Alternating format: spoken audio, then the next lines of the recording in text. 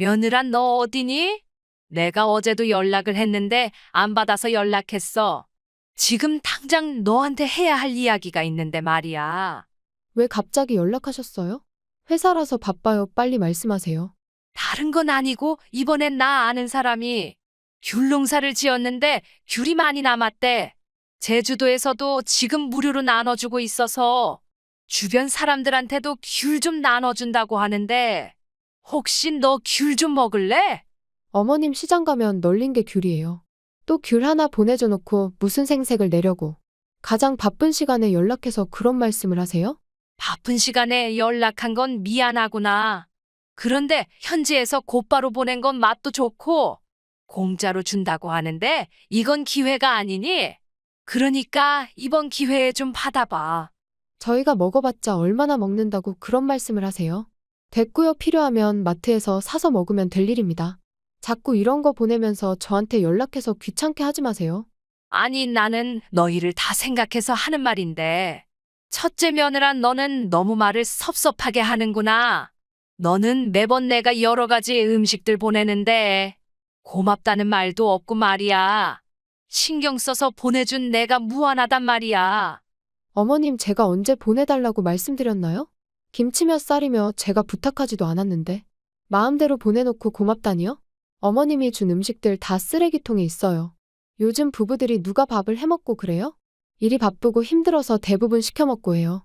내가 이렇게라도 하지 않으면 너랑 연락할 길이 없단다.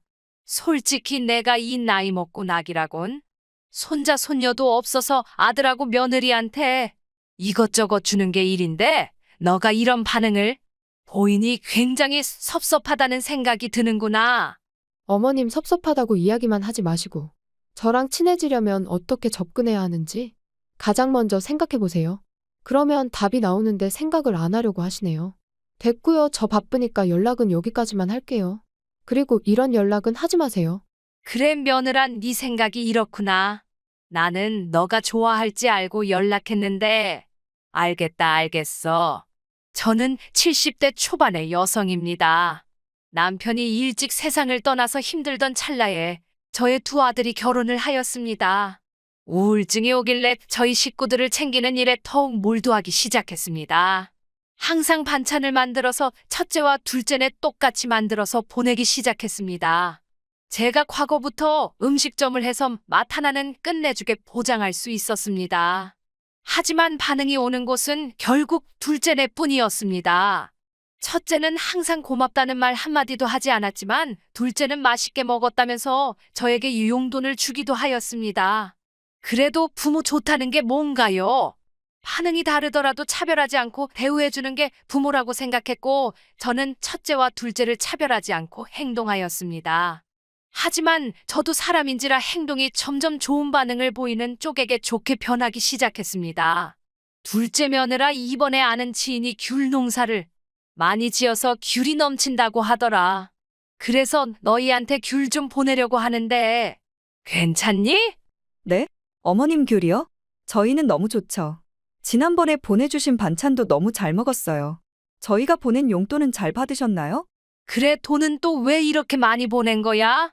반찬 일주일치 정도 보냈는데 돈은 50만 원이나 보냈더라고. 그래서 내가 이번엔 너희한테 귤도 좀 보내주려고 하는데 얼마나 필요해? 어머님이 주고 싶은 만큼 보내주세요. 안 그래도 요즘에 귤이 조금 땡겼는데. 알아서 잘 보내주시면 제가 돈은 보내드릴게요. 돈은 됐어. 내가 돈을 받으려고 너희한테 보내는 게 아니야. 그리고 아는 사람이 이번엔 나만 훔친다고 택배비만 보내면 공짜로 보내준다고 했으니까 다른 생각하지 말고 너는 필요한 양만 이야기해. 내가 다 받아서 줄 테니까 말이야. 그러면 이번에 귤 2박스만 받아봐도 될까요, 어머님? 그렇지 않아도 이번에 마트에서 귤을 2박스 정도 샀는데 2주일 만에 거의 다 먹은 것 같더라고요. 날씨 풀리면 잘 안 먹을 것 같으니까 2박스가 적당할 것 같아요. 에이, 2박스 가지고 되겠어? 그러지 말고 4박스로 받아. 내가 아는 사람한테 크고 튼실한 놈으로 보내라고 말할게. 그럼 4박스로 받아도 될까요? 실례가 안 된다면 그럼 4박스로 받고 어머님에게 용돈도 드릴게요. 이번에도 용돈까지 준다면 나야 고맙지. 바쁜 시간에 연락받아줘서 고맙구나. 나는 항상 응원하고 있다는 걸 잊지 말거라, 둘째 며느라. 어머님, 저도 항상 고마운 마음뿐이에요. 덕분에 풍요로운 저녁이 되고 있어요. 첫째 며느리와 둘째 며느리가 하는 행동은 정말 하늘과 끝의 차이였습니다. 모든 것들을 고맙다면서 저에게 보답하는 둘째 며느리와 달리 첫째 며느리는 저를 싫어하는 듯 보였습니다. 제가 하는 행동들 하나하나에 트집을 잡고 있었습니다. 제가 나쁜 행동을 한 게 아님에도 불구하고 그렇다는 것이었습니다. 시어머니가 며느리들에게 반찬을 해다 주는 게 무슨 큰 잘못이라도 있는 건가요? 저는 그렇게 생각하지 않습니다만 첫째 며느리에게 항상 연락을 하면 제가 잘못하는 듯 보였습니다.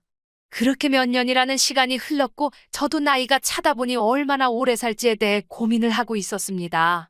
그동안 가지고 있던 아파트를 가족들에게 넘겨줘야 할 시기가 온 것이었습니다. 아파트를 누구에게 넘겨줘야 할지에 대해 저는 크게 고민하지 않았던 것 같습니다.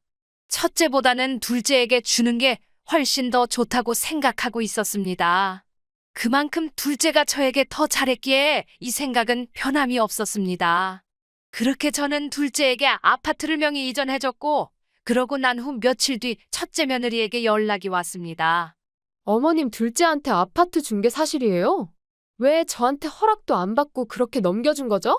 당연히 둘째가 나한테 더 잘했으니까 넘겨주는 거지. 너는 왜 항상 불만이 많니?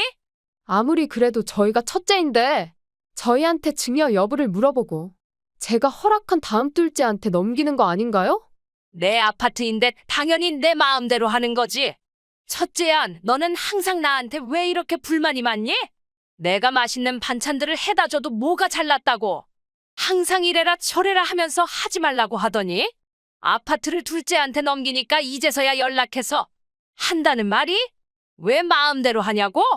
정신이 단단히 나갔니? 어머님 그거랑 그거는 다르잖아요. 필요 없는 걸 항상 해주시더니 정작 필요한 것에 대해서는 저한테 물어보시지도 않고 넘긴다는 게 말이 돼요? 동서는 저한테 아파트 받았다는 한마디도 안 하고 너무 편해하시는 거 아네요? 뭐? 편해? 넌 내가 음식 가져다 주면 고맙다고 받은 적 한 번이라도 있니?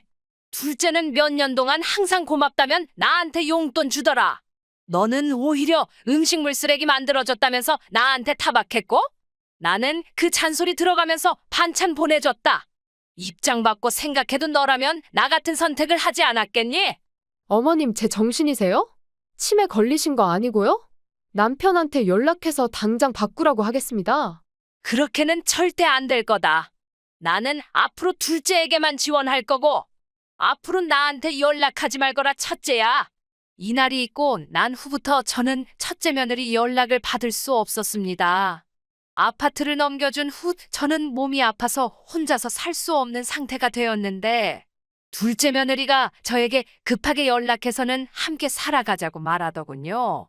첫째 며느리는 저에게 연락 한 통 없었고 둘째에게 연락해서는 자기가 아파트를 가지겠다고 한 소리 했다고 하더라고요. 제가 살아있는 한 첫째에게는 절대 안 된다면서 둘째에게 신신당부를 하였습니다.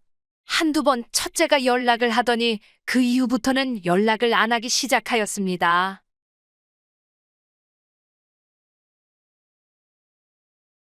저는 이제 막 결혼한 30대 초반의 여성입니다. 저는 결혼을 굉장히 잘했다고 생각하는 사람 중 한 명이었습니다. 그 이유는 남편이 저에게 있어서 굉장히 잘해주는 사람이었습니다. 데이트를 할 때도 대부분을 저에게 맞춰줬고 제가 어리광을 피우며 서운하다는 이야기를 해도 다 들어주는 사람이었습니다. 저는 이 사람과 함께 살아가는 것 자체가 행운이라고 생각할 만큼 대단하다고 생각했습니다. 상견례 자리에서도 자기 부모님에게 내가 사랑하는 여자라고 저를 소개하면서 최대한 치켜 올려주는 느낌이 들었고 저는 그 모습을 보고는 이 남자 진국이라는 것을 느꼈습니다. 남편의 형제는 결혼하지 않은 형이 있었는데 시부모님들이 굉장히 아끼는 듯한 느낌을 받았습니다. 제가 결혼 생활을 하면서 굉장히 신경을 많이 써야 할 듯 느낌이었습니다. 40대가 넘었는데도 아직 결혼을 하지 못하고 부모님 둥지 아래서 살고 있는 사람이었습니다. 한 번은 남편이랑 친형에 관해 진지하게 이야기했던 적이 있습니다. 자기야, 자기 형은 결혼 예정이 있는 거야? 나이가 조금 있으신데 아직 시부모님 옆에서 사는 것 같아서 조금 궁금하네. 형도 하고 싶은데 괜찮은 사람이 없어서 못하는 거지. 좋아하는 여자만 생기게 되면 빨리 할 거라고 생각해. 그런데 형이 지금까지 여자를 만나봤는지 모르겠네. 그래? 여자 경험이 적고 그런 거야?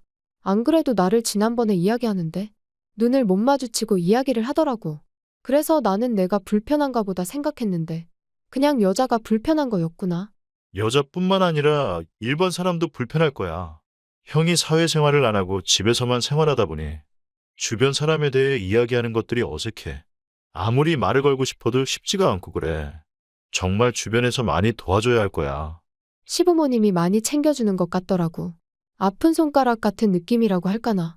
그래서 이것저것 더 신경 써주는 것 같고 결혼식 내내 더 많이 챙겨주는 느낌이라서 당신은 너무 불쌍한 시선으로 안 쳐다봐도 돼. 우리 형 그래 보여도 사회적으로 문제 없고 알아서 할 수 있다고. 주변에서 오냐오냐 해주다 보니까 더 그러는 것 같고 나는 형이 자립심을 키웠으면 하는 생각이야. 그래도 어머님이 형님만 많이 챙겨주는 것 같아서 하는 말이지 나는 다른 생각 없었어. 그건 사실이긴 한데 너무 걱정 안 해도 돼. 부모님은 모르시고 형한테 몰래 이야기를 들었는데 놀긴 해도 만나는 여자는 있다고 하더라. 내가 알게 모르게 사람 구실은 하고 있더라고. 당신도 크게 신경은 쓰지 말아야지. 항상 집에만 있던 40살이 넘은 남편의 큰형은 이야기를 들어보니 만나는 여자가 있는 듯 보였습니다. 시부모님이 애지중지 키우다 보니 아무것도 안 할 줄 알았는데 남편 이야기를 들어보니까 사람 구실은 하고 있더라고요. 저는 그동안 불쌍한 마음으로 쳐다보고 있었는데 제가 크게 오해를 하고 있다는 생각이 들었습니다. 그렇게 신경을 쓰지 않고 있었고 저는 결혼을 한 후 아버지에게 아파트를 명예 이전받게 되었습니다. 내가 너 결혼하면 주려고 아껴두던 건데 지금 주는 게 맞는 것 같구나. 꽤 오래전부터 돈을 모아서 구매해둔 건데 지금은 집값이 꽤나 올라서 좋구나. 아빠 정말 감사합니다. 항상 저에게 다그치시기만 해서 아빠가 저를 별로 안 좋아하시는 줄 알았어요. 그런데 그게 아니었군요. 너무 감사드려요. 나는 항상 우리 딸이 좋은 모습만 보였으면 하는 생각에 그렇게 행동한 거지. 남한테 버릇없는 모습 보이면 안 되니까. 그러니까 그런 거지. 너무 나를 안 좋게 생각하지는 말아라. 아니에요, 아빠. 다 저를 위해서 그러신 거잖아요. 저는 항상 믿고 있었고 앞으로도 믿을 거예요. 이 아파트는 저희 갑으로 가지고 있을게요. 아빠가 준 아파트를 함부로 하지 않을 거예요. 너가 그렇게 소중히 여겨준다면 나야 고맙지. 그래도 돈이 꼭 필요한 순간에는 팔아야지. 인생에 있어서 선택을 해야 하는 순간들 말이야. 그 순간이 되면 꼭 팔아야 한단다. 네, 명심할게요, 아빠. 그리고 감사합니다. 앞으로 제가 돈 더 많이 벌어서 효도할게요. 아빠는 그때까지 오래오래 행복하게 사셔야 됩니다, 꼭이요. 저희 아빠가 구매한 아파트 10년 만에 2배 이상 시세가 오르면서 10억에 육박하고 있었습니다. 그런 아파트를 저에게 명의 이전을 해줬고 저는 아빠에게 엄청나게 고마움을 가지고 있었습니다. 돈이 꼭 필요한 순간에는 아파트를 팔아서 사용하라고 하셨습니다. 결혼 생활을 하는 동안은 부족함이 크게 없었기에 저는 그럴 필요가 없다고 생각했기에 월세를 받고 있었습니다. 하지만 이런 사실은 시댁으로까지 퍼져나가기 시작했고 그러던 어느 날 엄청난 연락을 받게 되었습니다. 막내 며느라, 내가 오래간만에 연락하지. 이번에 엄청난 소식이 있어서 내가 연락했다. 네? 어머님 그게 무슨 말씀이세요? 엄청난 소식이라니? 저 아직 임신 안 했는데 집안에 소식이랄 게 있는 건가요? 그게 아니라 우리 첫째 아들이 드디어 결혼을 한다. 40살 넘어서 결혼하는 게 하늘의 별 따기라고 하는데 그걸 해냈고 우리 집 장손이 드디어 결혼한다는 거야. 그게 엄청난 일이지 뭐야. 아, 정말요? 제가 모르는 사이에 여자친구가 있었군요. 결혼을 한다고 하니 정말 축하드려야겠는데요? 여자분은 나이가 어떻게 되는 거예요? 와이프는 나이 30대 초반이야. 우리 아들 인물도 좋고 성격도 좋아서 어린 여자고 해서 장가 간다고 하는데 겹경사지 뭐야. 정말 잘 되었네요. 어머님 이제 한시름 놓으셨네요. 그동안 정말 스트레스 많이 받으셨을 텐데 말이죠. 축하드립니다. 축하드려요. 그래, 고맙구나. 장남이 결혼하는 만큼 이번 결혼식은 초호화로 진행할 예정이라 너희 도움이 많이 필요한 상황이야. 그러니까 며느란 너가 좀 도와주거라. 그래야 우리 아들이 장가를 갈 수 있어. 제가 무슨 도움을 주면 될까요, 어머님? 제가 도와드릴 수 있는 건 무조건 도와드릴게요. 최고급 호텔에서 1인당 50만 원 정도 하는 식사를 대접하려고 하는데 총 비용이 2억 원 정도 생각하고 있거든. 장손인만큼 초호화 결혼식을 하려고 하는데 생각보다 가지고 있는 돈이 없어서 힘들어. 너가 얼마 전에 아파트 받은 게 10억 조금 안 된다면서 이번 기회에 팔아선 나한테 조금만 보태줘라. 아주버님 결혼하는데 아빠가 준 아파트를 팔라고요? 그건 저희 아빠가 정말 돈이 필요한 순간에 팔라고 하셨어요. 그런데 그걸 팔라는 건 말이 안 되는 거 아닌가요? 너가 결혼한 이상 우리 아들도 이제 가족인데 이 좋은 경사엔 너가 돈을 안 쓴다는 게 문제가 있지 않니? 다른 생각하지 말고 너가 우리 좀 도와주고 그래라. 가족 좋다는 게 뭐야? 서로 돕고 살고 그러는 거 아니겠어?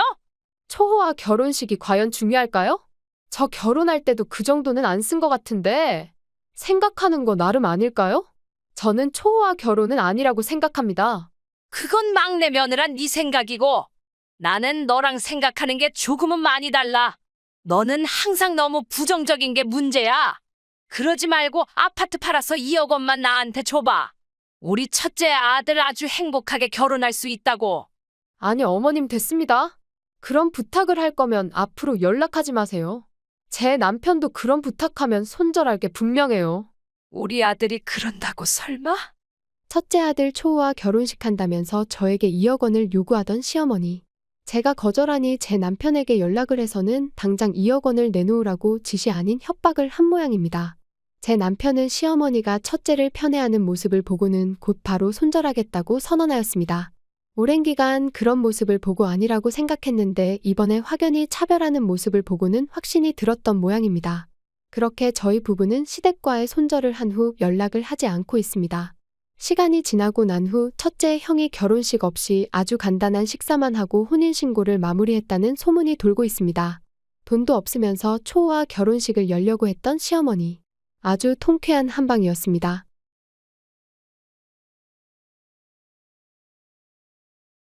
저희 집안은 어렸을 때부터 많이 가난했습니다. 어머님은 집에서 집안일을 하셨고 아버지가 일용직 노동자로 일하셨는데 정말 하루 먹고 하루 살 정도의 집안이었습니다. 아버지가 벌어온 일당을 가지고 퇴근하면 엄마가 그 돈을 가지고 밖으로 나가서 시장을 봐서 밥을 먹을 정도였습니다. 그나마 조금 다행인 건 제가 외동이었다는 사실이었습니다.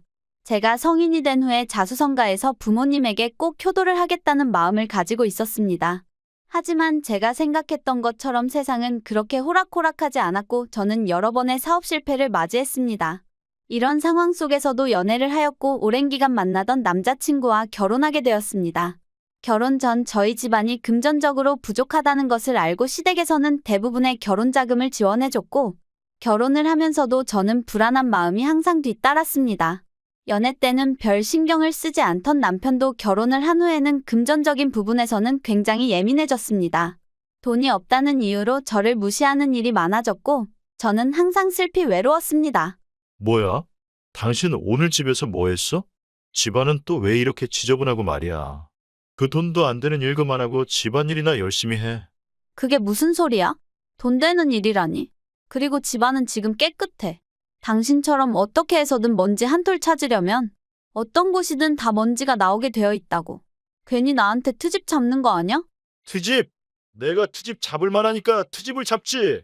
당신 나랑 결혼할 때 해온 게 뭐가 있어? 막말로 혼수며 집이며 해온 거 하나 없잖아? 그럼 내 말에 복종을 해야지 왜 이렇게 따지고 들까? 내가 해온 건 없어도 항상 당신을 위해 희생하잖아. 그래도 집안에 관련된 돈은 내가 벌은 돈으로 쓰고 있고 당신은 돈 계속 저축하고 있는 거고 뭐가 문제인지 모르겠네. 됐고 그럼 이제 나 일 안 할 테니까 당신이 돈 벌어와. 나는 집에서 집안일이나 하면서 당신처럼 편하게 쉴 테니까 말이야. 지금 버는 돈으로는 힘들 걸 아마? 뭐 갑자기 일을 그만두겠다고. 왜 잘 다니던 회사를 때려치우려는 건데? 나한테 타당한 이유를 설명해봐. 내가 이해가 안 되면 절대 못 그만두니까. 그런 줄 알고 있어. 당신 이유가 뭐가 필요해? 집에서 집안일 하는 게 편해 보이니까 내가 일을 쉬겠다는데 그게 문제가 되는 거야? 그냥 당장 내일부터 그만둬야겠다. 남편은 정말 저랑 싸운 날 다음 날부터 일을 그만뒀습니다. 어차피 그만두고 싶은 일자리였지만 뭔가 타당한 이유는 없었고 저를 이용해서 핑계를 대는 것에 불과했습니다. 집안일을 하겠다는 남편은 일을 그만두고 난 후 정말 백수처럼 살기 시작했습니다. 저는 남편이 이런 모습을 보일수록 더욱 악착같이 일하기 시작했습니다. 제가 남편에게 뭐라고 할 수 있는 이유를 만들기 위해도 있었지만 결혼 후에도 끝나지 않는 가난을 끊기 위해서였습니다. 하고 있는 사업에 점점 집중하기 시작했고 1년 정도 집중하기 사업은 점점 커져만 갔습니다. 제가 돈을 더욱 많이 벌수록 남편은 더 편하게 놀고 먹기 시작했고 어느 순간 시댁 식구들까지 저에게 빈대붙기 시작했습니다. 며느라, 너 요즘 돈 많이 벌고 있다는 소리 들었다. 내 마누라한테만 용돈 주지 말고 나한테도 용돈 좀 많이 주면 안 되겠니? 아무래도 내가 돈이 많이 없어 요즘. 정년 퇴직하고 돈벌이가 안 돼. 아버님 그렇지 않아도 이번에 어머님 드리면서 아버님도 드리려고 용돈 준비했어요. 제가 그래도 결혼한 후에 잘 풀려서 다행이네요. 요즘은 여유가 많이 생겼어요. 너가 그렇게 할 수 있었던 것도 시댁에서 결혼할 수 있게 지원해준 덕이야. 너는 우리한테 언제나 고마워하고 그리고 보답할 생각을 해야 돼. 지금 자리를 우리가 만들어준 것이나 다름없다고. 그렇죠. 시댁에 도움이 없었으면 저는 여기까지 오지도 못했어요. 항상 고맙게 생각하고 있고 언제나 보답하고 싶은 마음뿐이에요. 시댁도 시댁이지만 이젠 저희 부모님한테도 보답할 때가 되었어요. 그동안 저 키우느라고 고생 많이 하셨거든요. 그건 우리한테 은혜를 갚고 난 후에 해야 할 일들이야, 며느라. 우리가 일순이라는 걸 잊지 말거라. 지금 남편이 조금 모자라 보이고 집에서 계속 쉰다고 해도 잊으면 안 된다는 사실이야. 제가 사업적으로 성공을 거두자 결혼을 해서 자신들을 거둬줬다는 시댁에서 은혜를 갚으라는 이야기를 많이 했습니다. 시댁에서 하는 말이 맞는 게 정말 저를 거둬준 게 어느 정도는 맞는 사실이었거든요. 하지만 저에게 있어서는 친정이 가장 먼저였고 힘들게 사는 저희 부모님을 가장 먼저 집을 사드리고 싶었습니다. 그렇게 사업적으로 성공을 거두면서 1년 만에 저희 엄마 집을 사줬는데 정말 좋아하셨습니다. 우리 딸이 이렇게까지 성공한 거냐면서 좋아하시면서 한편으로는 너무 힘들게 일하는 게 아니냐면서 걱정하셨습니다. 이런 사실들은 금방 남편과 시댁귀에 들어가면서 저는 뜻하지 않은 위기를 맞이하게 되었습니다. 그들은 분명 자신들한테 돈을 쓸 것을 요구했는데 왜 마음대로 친정을 위해 돈을 쓰냐면서 한마디 하기 시작했고 결국 부부싸움으로까지 번지게 되었습니다. 당신 내가 분명 이야기했을 텐데? 당신이 돈을 벌 수 있는 이유는 우리 부모님 덕이라고. 친정에 집을 사줄 게 아니라 우리 부모님 먼저 사드리는 게 맞다고. 그런데 돈을 이렇게 쓴다고? 내 돈으로 내가 쓰겠다는데 당신이 무슨 상관이야? 그리고 시댁 부모님들한테는 매달 50만 원 이상씩 용돈 드리고 있는데 당신은 집에서 놀기나 하지. 뭐 하는 게 있어? 집안일 한다면서 맨날 놀잖아? 내가 말하려는 요지는 그게 아니잖아. 우리 집 도움을 받고 결혼한 이상 당신 돈은 우리 집 돈이라고. 그 돈을 쓸 때는 나한테 허락을 받고 써야 하는데 당신은 왜 마음대로 돈을 쓰는 건데? 부부 돈은 공동재산이야. 내 돈은 내 돈이지만 당신 돈은 내 돈이라고. 뭐 그런 이상한 이야기가 다 있어? 공동재산이라면서 내 돈만 당신 돈이야? 헛소리 한 번만 더 하면 용돈 끊어버릴 테니까. 그런 줄 알고 있어라. 용돈? 쥐꼬리만한 용돈 주면서 생색은 엄청 내는구나. 헛소리 하지 말고 지금 당장 친정에 집 사준 거 명예 내 이름으로 돌려놔라. 안 하면 내가 그 집 찾아가서 깽판을 칠 테니까. 깽판. 한번 쳐볼 수 있으면 쳐봐라. 거기 경비가 얼마나 살벌한데. 거지 같은 당신 모습으로 갔다가는 범죄자로 오해받고 당장 쫓겨나게 될걸? 해볼 수 있으면 당장 해보도록 하세요. 이게 정말 우리 부모님 불러서라도 네가 친정에 사준 집 내 명의로 불러낸다. 우리 아빠 오면 알지? 너 아주 박살난다는 사실 말이야. 너가 사회생활을 안 하더니 아주 정신이 나갔구나. 그냥 이참에 이혼하자. 나 재산 분할 한 푼 안 받아도 되니까. 당신 부모님이 해준 재산 싹 다 가지고 가라. 당신이 하는 행동들은 내가 참을 수 있는 수준을 완전히 넘어섰고 이젠 나는 더 이상 참을 수가 없어. 뭐야? 돈 좀 벌었다 이거지? 이혼하자고? 너 우리 집안 벗어나서 돈 벌 수 있을 줄 알아? 꿈도 꾸지 마라 아주. 나랑 이혼하면 아주 쪽박을 찰 테니까. 그래, 그럼 어디 한번 합의 이혼 해보자고. 어떻게 만들어주나? 내가 쪽박되기 전에 당신이 부모님 집에서 쫓겨나게 될걸? 친정에 집을 사준 것을 질투하던 남편 자기 부모님까지 불러서 집을 빼앗으려고 들었지만 쉽지 않았습니다. 제가 사들인 경비원들이 짱짱하게 서 있었거든요. 헛소리하는 남편에게 이혼을 선언하였고 그렇게 합의 이혼을 하게 되었습니다. 이혼을 하게 되면 제가 망할 것이라고 호언장담을 하던 남편이었지만 오히려 저는 사업적으로 더 큰 성공을 이뤄냈습니다. 하지만 제 손길에서 벗어난 남편은 시댁에서 일도 하지 않고 배짱이 생활을 하다가 부모님들에게 쫓겨나는 신세가 되었습니다. 그렇게 길거리를 오고 가다 이제는 일자리를 잡고 일하고 있다고 하는데요. 이쯤 되면 누가 성공한 인생을 살게 되었는지 아실 수 있을 겁니다.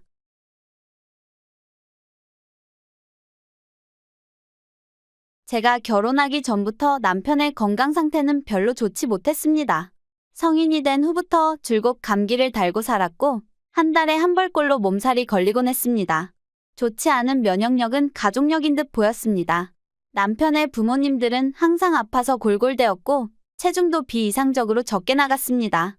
저는 그 모습을 보고는 안쓰러웠고 보양식들을 챙겨주곤 했는데요. 정말 제가 결혼을 한 후 남편의 식사와 시부모님의 식사를 챙기는 게 가장 큰 일이었습니다. 회사를 마치고 난 후 집에 들어가면 골골대는 남편과 바로 옆집에 사는 시부모를 챙겼습니다. 제가 노력할수록 그들의 체력은 점점 늘어만 갔고 저에게 고맙다는 이야기를 달고 살았습니다. 자기야, 정말 고마워. 나뿐만 아니라 우리 부모님들도 당신 덕에 많이 건강해졌어. 특히 요즘 해주는 장어구이는 얼마나 맛있던지 나는 너무 행복해. 당신이 행복하다니 나도 정말 좋구나. 나도 당신 덕분에 얼마나 행복한지 몰라? 어느 순간부터 당신한테 맛있는 음식 해주는 게 나한테 있어서 또 하나의 행복이 되었어. 더 열심히 먹고 체중을 더 많이 늘리자. 그래, 당신이 주는 음식도 맛있게 잘 먹고 열심히 체중을 늘리도록 해야겠다. 나뿐만 아니라 우리 부모님들까지 케어해줘서 정말 고마워. 앞으로 더 행복하게 살자. 그래, 나도 더 노력할 테니까. 우리 더욱이 열심히 살아가도록 하자고. 더 큰 어려움이 있을 수도 있지만 지금과 같이 긍정적인 모습 잃지 말고 행복하게 이겨내자고. 저는 정말 시댁 가족들을 위해서 할 수 있는 일들은 모두 했습니다. 주변에서는 너 정말 그러다가 병든다고 하는 이야기를 할 정도로 말이죠. 그러던 어느 날 남편이 갑작스러운 사고를 당하면서 세상을 떠나게 되었습니다. 저는 가장 큰 절망에 빠지기 충분했습니다. 이제나마 남편이 건강한 몸으로 세상을 살아가는 듯 보였는데 길을 건너던 중 갑작스럽게 교통사고를 당해버렸거든요. 저는 너무 큰 충격을 먹었고 정신을 차렸을 때에는 이미 남편이 화장된 후였습니다. 저뿐만 아니라 시댁에서도 큰 충격을 받은 듯 보였습니다. 시어머니는 급하게 저에게 연락해서는 하소연을 하기 시작했습니다. 며느라, 이젠 나는 어떻게 하니?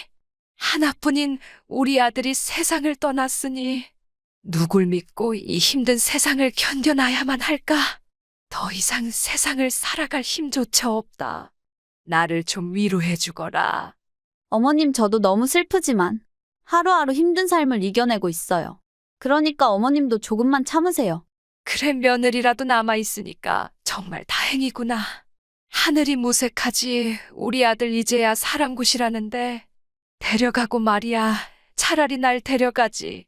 우리 아들 나이가 얼마나 된다고 벌써 데려가고 그래. 나는 너무 슬프다, 며느라. 어머님, 그래도 어떻게 하겠어요. 하루하루 버티는 방법밖에는 없어요. 살아있는 사람들이라도 살아야지 무슨 문제가 있나요? 다른 생각하지 마시고 새로운 일에 집중해 보도록 하죠.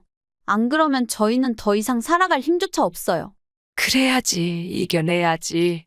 하루하루 힘들지만 우리 아들 없는 삶을 지켜내야지. 나라도 살아야지. 그런데 그게 쉽지가 않구나. 어머님, 근처 정신과 병원이라도 다닐 수 있게 도와드릴까요? 지금 상태로 혼자서는 쉽지 않을 거라고 생각해요. 그러니까 전문가의 도움을 받아보시는 건 어떤가요? 제 생각을 좀 따라줬으면 하는데. 이제 와서 무슨 소용이야. 이 나이에 정신병원에 돈 쓰느니 차라리 지금 인생을 끝내는 게 좋을 것 같아. 나는 더 이상 살아갈 힘조차 없어. 어머님, 그렇게 생각하지 마시고 제 연락을 좀 받아주세요. 제가 어머님 집 앞으로 찾아갈 테니까 만나서 이야기를 좀 하시죠. 그러고 나면 좀 괜찮아지실 거예요. 시어머님은 아들이 죽고 나서부터 우울증이 급도로 심해지셨습니다. 저에게 연락해서는 항상 우울하다, 힘들다는 이야기를 반복하셨고, 더 이상은 어렵다고 판단해 저는 시어머님을 우울 전문 병원으로 데려갔습니다. 시어머님은 제가 생각하는 것 이상으로 우울증이 심하셨고 통원 치료를 받으셨습니다. 하지만 그것도 오래가지 못하고 시어머님은 끝내 목숨을 스스로 끊어버리셨습니다. 시어머님을 보내는 내내 우울함이 가시지 않고 있었습니다만 시아버지는 정말 이상하게도 얼굴에 웃음꽃이 만발하셨습니다. 자기 아들이 죽고 난 후 아내까지 죽었는데 웃고 있다는 사실이 저는 어처구니가 없었습니다. 그렇게 시간이 흘렀고 어느 날 시아버지에게 연락이 오기 시작했습니다. 며느라, 이제 가족이라고는 너하고 나 둘이 남았구나. 그동안 할멈하고 오래 살았는데 떠나니까 마음이 좋지가 않아. 며느라, 너는 지금 마음이 어떠니? 심란하고 막 그러니? 내 사랑을 떠나보낸다는 건 정말 쉽지 않은 것 같아요. 남편하고 어머님까지 연속으로 보내고 나니 제가 정말 이 삶을 살아야 하는지 싶네요. 너무 우울하고 그렇습니다. 그래, 그래도 살아있는 사람이라도 살아야지 이 힘든 세상 이겨내지 않겠니? 너도 다른 생각하지 말고 나하고 함께 이겨내자꾸나. 앞으로 재혼할 생각하지 말고 나랑 같이 살아. 너가 나를 챙겨줘야만 하는 순간들이야. 네? 제가 아버님하고 같이 살아야 된다고요? 시댁 가족들 없는 건 유감이지만 제가 같이 살기는 조금 무리가 있는 것 같은데요. 그게 무슨 말이니 며느라? 우리가 함께 해온 세월이 있는데 내가 너희 집에 들어가든 너가 우리 집에 들어오든 합가해서 살 생각하고 있어라. 그리고 너가 원한다면 이세까지 만들 수 있어. 그러니까 항상 열린 마음으로 나를 받아줘. 뭐요, 아버님? 제가 아버님의 이세를 가지라고요? 지금 제 정신으로 저한테 하시는 말씀이세요? 아침에 약주 드신 거 맞죠? 정상이라면 그런 이야기는 못할 것 같은데 저한테 왜 그런 이야기를 하고 그러세요? 가족이라고는 너 하나 남았는데 우리가 앞으로 새로운 미래를 펼쳐나가도 되잖니? 내 나이에 할멈 죽고 나서 새로운 사람 만날 수도 없고 너라도 나를 받아줘야 하지 않겠니? 내가 불쌍하지도 않아? 불쌍하기는 한데 이거는 선을 단단히 넘으신 것 같은데요? 제가 왜 아버님 아이를 가져요? 우리 나이 차이만 50살이 넘게 차이 난다고요. 그런데 왜 그렇게 해야 되는 건데요? 나는 강요하지는 않아 며느라. 그런데 한 가지 확실한 건 너랑 나랑 합가해서 살아야 한다는 사실이야. 이세는 나중에 차근차근 만들도록 하자꾸나. 제가 왜 아버님하고 합가를 해요? 저는 아버님하고 살 생각도 없고 이세? 생각만 해도 소름이 돋네요. 죄송하지만 혼자 사시고 저한테 연락하지 마세요. 앞으로 한 번 더 연락하면 차단하겠습니다. 뭐? 며느라 나를 차단한다고? 한 번만 더 기회를 좀 주면 안 되겠니? 나는 너가 꼭 필요해 없으면 죽을 수도 있다고. 아버님의 욕구를 채우기 위해 제가 필요한 거겠죠. 앞으로 연락하는 일은 없겠습니다. 잘 사시고 행복하시길 기원하겠습니다. 그럼 이만. 자기 가족들이 죽었다면서 저에게 합가해서 이세까지 계획하고 있던 음흉한 시아버지. 저는 그동안 재혼을 하겠다는 마음을 먹은 적은 없지만 시아버지가 하는 행동들을 보고는 재혼해야겠다고 마음먹었습니다. 제가 폭탄 발표를 하자 시아버지는 그제서야 자기가 잘못했다면서 빌기 시작하더라고요. 저도 대체 어디서부터 잘못된 건지 의문을 가지기 시작했습니다. 평상시에 표현을 하지도 않던 사람이 이렇게 적극적인 모습에 저는 이제서야 본 모습이 나왔다는 것을 알아차려 버렸습니다. 그렇게 저는 재혼을 하기 위해 다른 남자들을 만나고 있고 시아버지와는 연락을 완전히 끊었습니다. 2년이 지난 지금 저는 재혼하지 않았지만 시아버지에게서도 연락이 단 한 통도 오지 않았습니다. 저는 단 한 번도 틀린 선택을 했다고 생각한 적이 없습니다. 제가 옳았고 저의 선택은 맞았습니다.